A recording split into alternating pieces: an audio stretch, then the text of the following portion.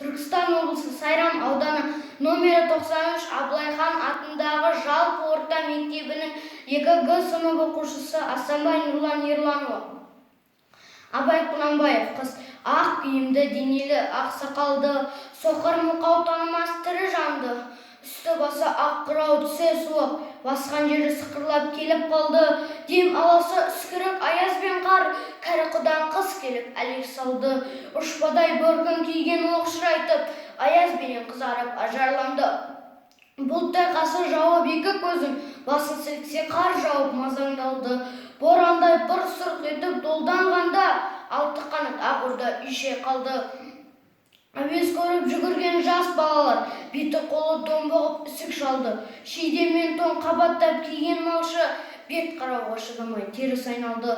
Қар тепкенге қажымас қайран жылқы, титығы құруына азап қалды. Қыспен бірге тұмсығын салды қасқыр, малшыларым қорқылма итке малды, соныға малды жайып күзетіңдер. Ұйқы өлтірмес қайрат қыл, бос қамалды. Ит жегенше Қондыбай қана жесін, құр жібер мұны антұрған кәрі шалды.